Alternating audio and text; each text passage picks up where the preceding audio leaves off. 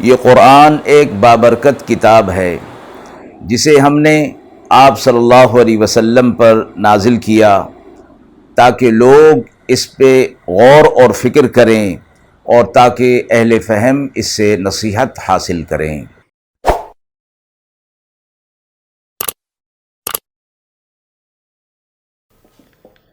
بسم اللہ الرحمن الرحیم۔ السلام علیکم ورحمۃ اللہ وبرکاتہ۔ ناظرین کرام، درس قرآن مجید کے آج کے اس پروگرام میں ہم سورۃ الاعراف کی آیت نمبر 199 تا 202 کا ترجمہ اور تفسیر پیش کر رہے ہیں، اور آخر میں پوچھے گئے سوال کا جواب ہوگا۔ اعوذ باللہ من الشیطان الرجیم، بسم اللہ الرحمن الرحیم۔ خذ العفو وأمر بالعرف وأعرض عن الجاهلين وإما ينزغنك من الشيطان نزغ فاستعذ بالله إنه سميع عليم۔ إن الذين اتقوا إذا مسهم طائف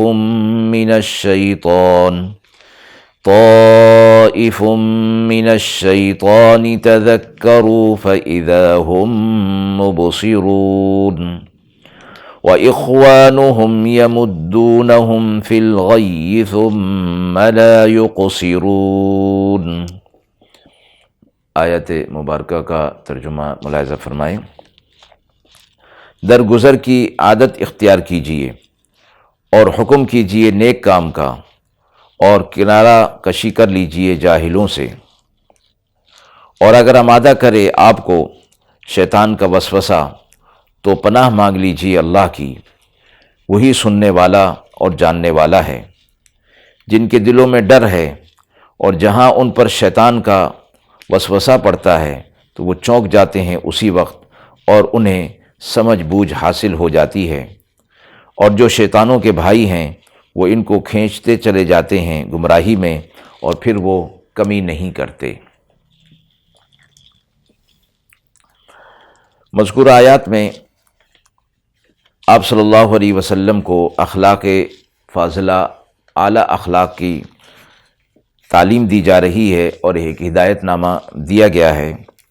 اور اس کے ذریعے سے آپ صلی اللہ علیہ وسلم کے ذریعے سے تمام اولین اور آخرین کو بھی اس چیز کی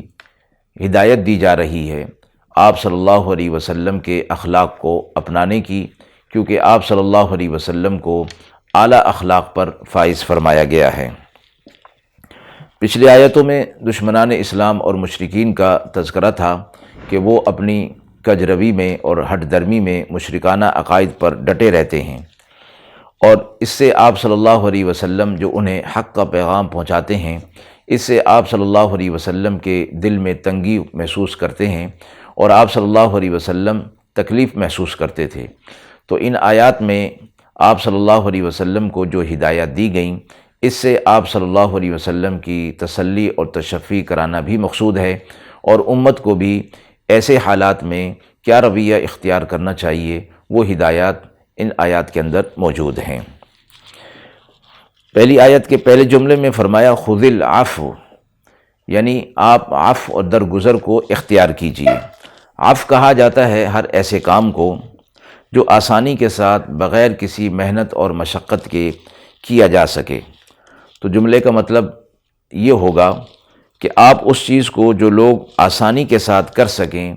یعنی احکامات شریعہ میں آپ اعلیٰ معیار کا مطالبہ نہ کیجیے، بلکہ جو آسانی اور سہولت کے ساتھ جو اعمال کیے جا سکیں انہیں آپ قبول کر لیجئے۔ اور اس کی مثال مفسرین نے دی ہے کہ جیسے نماز ہے،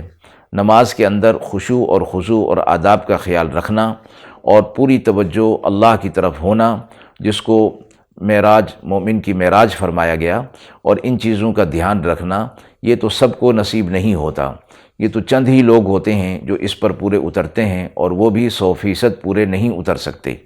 تو فرمایا گیا کہ جو شخص اپنی کوشش کے تحت، اپنی کوشش کے مطابق نماز میں خشوع اور خضوع اور توجہ الی اللہ حاصل کرنے کی کوشش کرتا ہے اور جس درجے میں بھی وہ حاصل کر لیتا ہے اللہ رب العزت کے ہاں اس کا وہ درجہ قبول کر لیا جاتا ہے اور مشقت ان کے اوپر نہیں ڈالی جاتی۔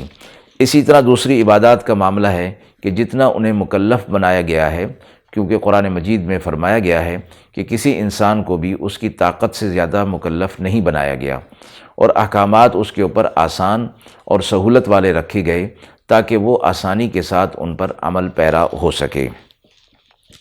صحیح بخاری میں بروایت عبداللہ بن زبیر حضرت صلی اللہ علیہ وسلم سے یہی آیت کے معنی منقول ہیں، اور ایک روایت میں آپ صلی اللہ علیہ وسلم نے اس آیت کے نازل ہو جانے کے بعد فرمایا کہ مجھے اللہ تعالیٰ نے لوگوں کے اعمال اور اخلاق میں سرسری اطاعت قبول کرنے کا حکم دیا ہے، اور میں نے یہ عزم کر لیا ہے کہ جب تک میں ان لوگوں میں رہوں گا ان سے ایسے ہی عمل کو قبول کر لیا کروں گا۔ دوسرا معنی عفو کا معافی اور درگزر کرنے کے بھی آتے ہیں، جو کہ ایک عام معنی ہیں، تو اس میں وہ معنی بھی مراد لیے جا سکتے ہیں۔ تو اس میں جملے کا مطلب اور آیت کا مطلب یہ قرار دیا جائے گا کہ آپ گناہ گاروں خطا کاروں کے گناہ اور قصور کو معاف فرما دیا کریں۔ امام تفسیر ابن جریر نے نقل فرمایا ہے کہ جب یہ آیت نازل ہوئی تو آپ صلی اللہ علیہ وسلم نے جبریل علیہ السلام سے اس آیت کا مطلب پوچھا۔ جبریل علیہ السلام نے اللہ رب العزت سے اس آیت کا مطلب جانا، اور اس کے بعد فرمایا کہ اس آیت میں آپ صلی اللہ علیہ وسلم کو یہ حکم دیا گیا ہے کہ جو شخص آپ پر ظلم کر دے آپ اسے معاف کر دیں، اور جو آپ کو کچھ نہ دے آپ اس کو عطا کریں، اور جو آپ سے قطع تعلق کرے آپ اس کے ساتھ تعلق کو جوڑیں۔ غزوہ احد میں جب حضرت صلی اللہ علیہ وسلم کے چچا حضرت حمزہ رضی اللہ تعالی عنہ کو شہید کر دیا گیا اور ان کی لاش کی بے حرمتی کر دی، تو آپ صلی اللہ علیہ وسلم پر یہ معاملہ بہت شاق گزرا اور بہت آپ صلی اللہ علیہ وسلم کو تکلیف ہوئی۔ جب لاش کو اس حالت میں دیکھا تو آپ صلی اللہ علیہ وسلم نے فرمایا کہ انہوں نے جن لوگوں نے حضرت حمزہ رضی اللہ تعالی عنہ کے ساتھ ایسا معاملہ کیا ہے، میں ان کے 70 آدمیوں کے ساتھ ایسا معاملہ کروں گا۔ اس پر یہ آیت نازل ہوئی اور آپ صلی اللہ علیہ وسلم سے فرمایا گیا کہ آپ کے شایان شان یہ ہے کہ آپ عفو اور درگزر سے کام لیں۔ دوسرا جملہ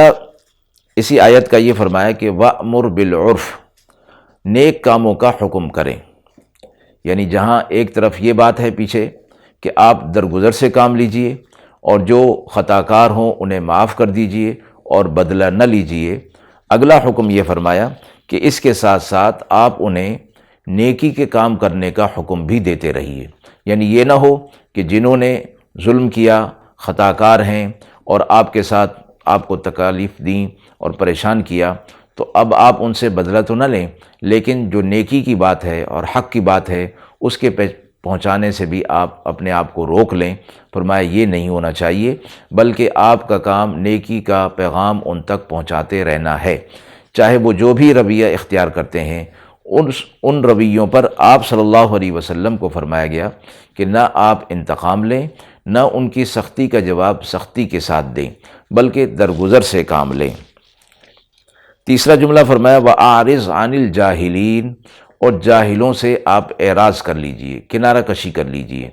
اور اس کا مطلب یہ ہے کہ جب آپ ان لوگوں کے ساتھ اچھا معاملہ کریں گے، ان کی برائی کا جواب برائی کے ساتھ نہیں دیں گے، بلکہ خیر خواہی اور احسان کا معاملہ ان کے ساتھ کریں گے، اور نیکی کی تلقین، نیکی کی نصیحت انہیں کرتے رہیں گے، تو ان میں کچھ لوگ ایسے بھی ہوں گے جو اس قسم کے رویوں کے باوجود بھی سختی کے ساتھ پیش آئیں گے، اور وہ اس قسم کے رویے ان کے اوپر کوئی اثر نہیں کریں گے۔ تو فرمایا کہ یہ جاہل ہوں گے اور جاہلوں کی بھی اعلیٰ قسم ہوگی، اس لیے آپ پھر بھی ان سے بدلہ نہ لیجئے، بلکہ آپ ان سے کنارہ کشی اختیار کر لیجئے۔ اور مفسرین نے فرمایا کہ یہ آیت مکارم اخلاق کی جامع آیت ہے، اور اس میں یہ چیز بتا دی گئی کہ لوگوں کے ساتھ اگر وہ اچھا معاملہ کرتے ہیں تو ان کے ساتھ اچھا معاملہ کرنا یہ تو عدلے کا بدلہ ہے، لیکن جو برا معاملہ کرے اس کے ساتھ اچھا معاملہ کرنا یہ فرمایا اخلاق کی تعلیم ہے، اور یہ انبیاء علیہ الصلوۃ والسلام کو اللہ کی طرف سے اس کی تعلیم دی جاتی ہے۔ اور انبیاء علیہ الصلاۃ والسلام کے ذریعے سے پھر امت کو یہ تعلیم دی جاتی ہے کہ وہ اپنے نبی صلی اللہ علیہ وسلم کے اخلاق اعلیٰ کو، اخلاق فاضلہ کو اپنانے کی کوشش کریں، اور اسی کو اسوہ حسنہ پر عمل کرنا کہا گیا ہے۔ اگلی آیت میں ارشاد فرمایا کہ اگر آپ کو شیطان کی طرف سے کوئی وسوسہ آنے لگے، یعنی یہ ایک فطری بات ہے کہ برائی کا جواب جب برائی سے نہیں دیا جائے گا تو دل کے اندر شیطان وسوسہ ڈالے گا اور کوشش کرے گا کہ وہ برائی کا بدلہ برائی کے ساتھ دلوائے، اس لیے کہ شیطان کا کام ہی یہی ہے کہ وہ برائی کی طرف اکساتا ہے اور غصہ دلا کر لڑنے جھگڑنے پر آمادہ کرنے کی کوشش کرتا ہے۔ اس لیے فرمایا کہ ایسے موقع پر صبر کا مظاہرہ کیا جائے اور غصے کو دبا لیا جائے، اور یہ سمجھ لیا جائے کہ جب غصہ بے قابو ہونے لگے تو سمجھ لیا جائے کہ یہ شیطان کی طرف سے وسوسہ اور اثر ہے، پھر فوراً اللہ کی طرف متوجہ ہوا جائے اور اللہ کی پناہ مانگ لی جائے، وہ سننے والا دیکھنے والا ہے۔ حدیث مبارکہ میں فرمایا گیا کہ دو شخص حضرت صلی اللہ علیہ وسلم کے سامنے جھگڑا کر رہے تھے۔ ایک شخص غصے سے بے قابو ہو رہا تھا۔ آپ صلی اللہ علیہ وسلم نے اس کو دیکھ کر فرمایا کہ میں ایک ایسا کلمہ جانتا ہوں کہ اگر یہ شخص وہ کلمہ کہہ لے تو اس کا یہ غصہ اور اشتعال جاتا رہے گا۔ فرمایا وہ کلمہ یہ ہے اعوذ باللہ من الشیطان الرجیم۔ اس شخص نے حضرت صلی اللہ علیہ وسلم سے سن کر فوراً یہ کلمہ پڑھ لیا تو فوراً اس کا سارا غصہ اور اشتعال جاتا رہا۔ آیت کے اگلے حصے میں یہ فرمایا گیا کہ نیک لوگ جو ہیں جب ان کے اوپر شیطان کا وسوسہ آتا ہے تو وہ معلوم کر لیتے ہیں، بصیرت سے انہیں معلوم ہو جاتا ہے کہ یہ ان کے اوپر شیطان کا غلبہ ہو رہا ہے اور شیطان اس کوشش میں ہے کہ وہ انہیں گمراہی کے اندر مبتلا کر دے یا غصے میں مبتلا کر دے۔ اور جو شیطان کے بھائی ہیں وہ ان چیزوں کو نہیں محسوس کرتے اور شیطان انہیں ان گمراہی کے اندر مبتلا کر دیتا ہے۔ آیت کے حوالے سے سوال پوچھا گیا ہے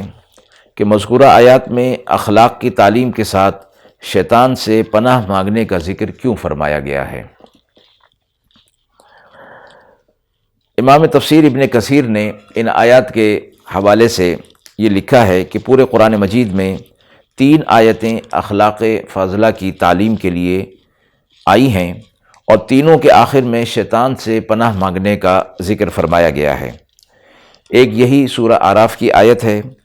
اور دوسری آیت فرمایا سورہ مومنون کی ہے اور تیسری آیت سورہ حامیم سجدہ کی ہے، اور ان کے آخر میں شیطان سے پناہ مانگنے کی بات ہوئی ہے۔ اور اس حوالے سے فرمایا کہ نیکی اور بدی برابر نہیں ہوتی، نیک کام نیک برتاؤ سے ٹال دیا کریں، پھر یکایک آپ میں سے وہ شخص کہ جو آپ کے ساتھ دشمنی رکھتا ہے وہ آپ کا دوست بن جائے گا۔ عفو اور درگزر اور برائی کے بدلے میں بھلائی کرنے کی ہدایت کے ساتھ شیطان سے پناہ مانگنے کی ہدایت اس لیے فرمائی گئی کہ شیطان کو انسانی جھگڑوں سے بڑا لگاؤ ہے اور دلچسپی ہے۔ جہاں جھگڑے کا کوئی موقع پیش آتا ہے شیطان انہیں اپنا شکار بنا لیتا ہے اور بڑے بڑے بردبار اور باوقار آدمی کو غصے میں مبتلا کر کے حدود سے نکالنے کی کوشش کرتا ہے۔ تو اس لیے فرمایا کہ جب نیکی کے راستے کو، عفو اور درگزر کے راستے کو اختیار کیا جائے گا اور حق بات کو پھیلانے کی بات کی جائے گی تو شیطان اپنی پوری کوشش کرے گا کہ وہ انہیں اس راستے سے ہٹا دے۔ فطری طور پر جب اچھائی کے بدلے میں اچھائی نہیں ملتی تو انسان کو تکلیف ہوتی ہے، اور یہی موقع ہوتا ہے کہ شیطان اپنا وار کرنے کی کوشش کرتا ہے۔ اس لیے یہ علاج بتایا گیا کہ جب غصہ قابو میں نہ آتا دیکھیں تو سمجھ جائیں کہ شیطان مجھ پر غالب آ رہا ہے اور اللہ تعالیٰ کی طرف رجوع کر کے اس سے پناہ مانگیں، تب یہ مکارم اخلاق کی تعلیم ہو سکتی ہے۔ اس لیے شیطان سے پناہ مانگنے کا ذکر کیا گیا تاکہ اللہ کی پناہ میں آیا جا سکے۔ وآخر دعوانا ان الحمد للہ رب العالمین۔